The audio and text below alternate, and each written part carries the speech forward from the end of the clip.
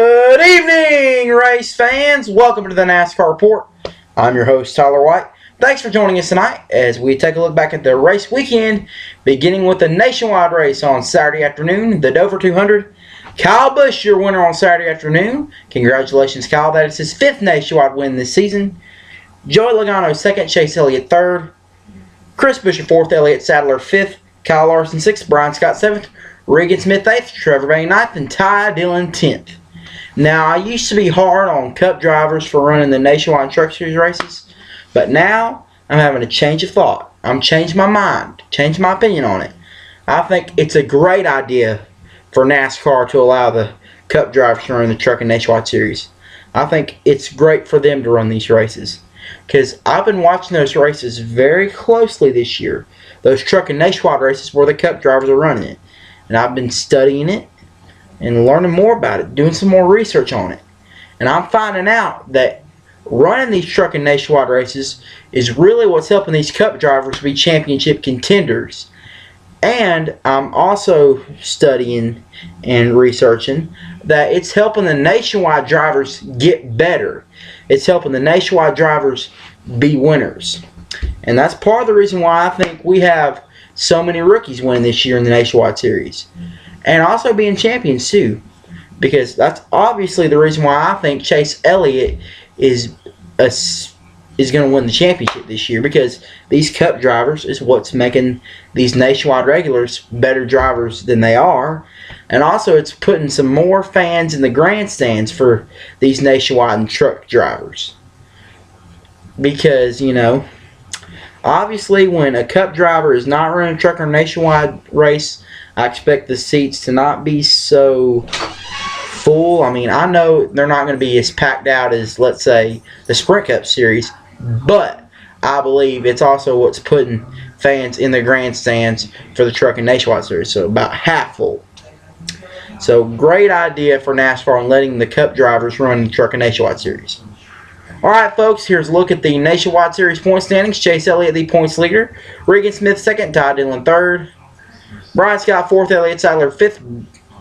Trevor Bayne, 6th. Brendan Gaughan, 7th. James Buescher, 8th. Ryan Reed, 9th. And James Buescher, 10th. A look at the Truck Series race from Las Vegas on Saturday night. The Rhino Linings 350. Eric Jones picks up his 3rd career victory. Congratulations, Eric. Darrell Wallace Jr., 2nd. Matt Crafton, 3rd. Timothy Peters, 4th. Brian Ickler, 5th. Ryan Blaney, 6th. Ben Kennedy, 7th. Jeb Burton, 8th. Taylor Mousom, 9th. And Joey Coulter, 10th. Now, I believe Kyle Busch should run a 3-man truck team next year. Have Eric Jones run the 51 truck. Darrell Wallace Jr. run the 54 truck. And then find the next number available and let Kyle Busch run the races that the Truck Series at the same track the Cup Series is at. And then at the tracks, at the standalone truck races, which is when the Truck Series is at a different track, have one of these development drivers run the race. That is my opinion, and that's my bold prediction on what Kyle Busch will do next season. Also, I'd like to see the truck race at Vegas run the same weekend the Nationwide and Sprint Cup run there. I mean, I don't understand why they run it the same weekend the Nationwide and Sprint Cup is at Dover for the fall races. I believe it's time for the Truck Series to move to March in Vegas. The same weekend with the Nationwide and Sprint Cup. Truck race Friday night, Nationwide race Saturday afternoon, the Sprint Cup race on Sunday afternoon. That's how I think they should run the Vegas weekend. A look at the point standings now for the NASCAR Camping World Truck Series. Matt Crafton remains your points leader. Johnny Sauter, 2nd. Ryan Blaney, 3rd. Darrell Wallace Jr., 4th. Joey Coulter, 5th. Herman Quiroga, 6th. Timothy Peters, 7th. Jeb Burton, 8th. Ben Kennedy, 8th. Jeb Burton, 9th. Ron Hornaday, 10th. Now, the Truck Series are going to have the next 2 weeks off. They will be back in action at Talladega October 18th. Now, you can say Matt Crafton's going to run along and win the championship. No, that's not going to happen, ladies and gentlemen. I believe Talladega is really what's going to shake up the point standings. Now, if Matt Crafton can have a good finish top 10, top 15, then he's going to run away with the championship. But if he gets involved in the big one, we're going to see the next 4 races get even more intense for this Truck Series championship. That's my bold prediction. And a look now at yesterday's AAA 400, the third race in the chase for the NASCAR Sprint Cup, and the final race of the Challenger Round for the 92nd time in his historic 22-year career, for the 5th time at Dover, and for the 4th time this season. Jeff Gordon is your winner. Congratulations, Jeff. Brad Keselowski 2nd, Jimmy Johnson 3rd, Joey Logano 4th, Matt Kenseth 5th, Kyle Larson 6th, Martin Truex 7th, Ryan Newman 8th, Clint Bowyer 9th, and Kurt Busch 10th. Now, Jeff Gordon on fire this year. Here's an interesting fact. The 4 tracks that he's won at this year were also 4 out of the 6 tracks he won at when he won his 4th championship in 2001.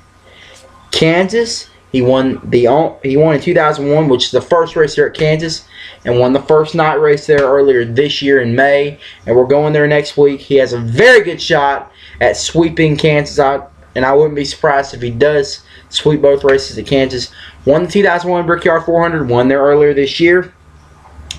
The June race at Michigan 2001, he won that race. He won the August race there this year, won the June race at Dover 2001, and then of course won there yesterday, which is the fall race there. The other 2 tracks that he won at in 2001 that he didn't win at this year was Vegas. He finished 8th there this year, and Watkins Glen, as we all know, he had battery problems in that race this year. Now, everyone said at the beginning of this season, judging by how he ran in the past, that Jeff Gordon was never going to win another Cup championship again this year. But I believe after that race at Kansas, which he won, the night race, everyone started picking him to win the championship this year. He's a very popular pick. And ladies and gentlemen, my bold prediction is Jeff Gordon will be the 2014 NASCAR Sprint Cup Championship, and it'll be championship number 5 for him this year. That, ladies and gentlemen, is my bold prediction. All right, here are the 12 drivers moving on to the contender round.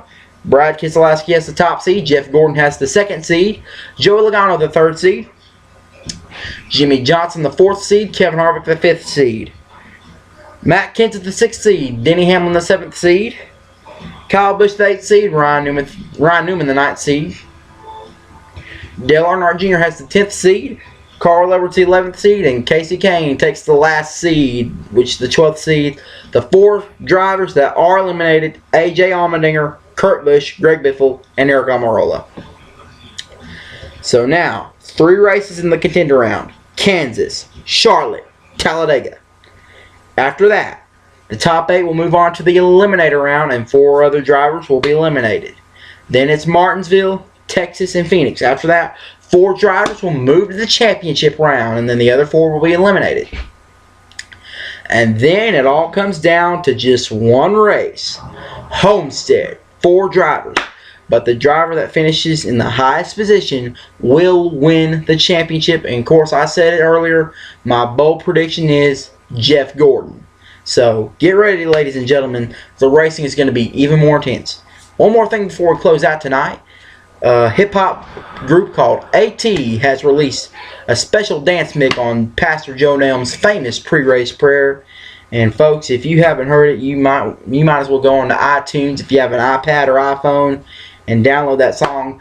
That song will have you dancing and grooving the night away. So, huge shout out to AT, that group. Guys, y'all did a great job on that song. I like what you did on remix. And my buddy DJ Hammer, if you're watching this right now, this is my request. My request is for you to play the remix of that famous prayer at prom earlier in April. Coming up in April, I should say. That's my request, buddy. And also shout out to Joe Nelms, who, if it wasn't for that prayer, I wouldn't be talking about the dance mix. Shout out to you, Brother Nelms.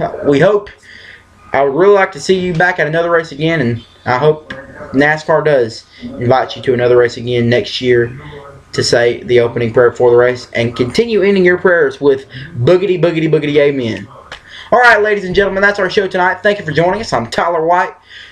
We're going to Kansas this week, ladies and gentlemen. We got the Nationwide race Saturday afternoon, the Sprint Cup Series on Sunday afternoon, the 4th race in the chase, and the 1st race of the contender round. We'll be back here on Friday to get you ready for the race weekend, show you what you can expect. We'll take a look back at that exciting finish in 2008 between Carl Edwards and Jimmy Johnson.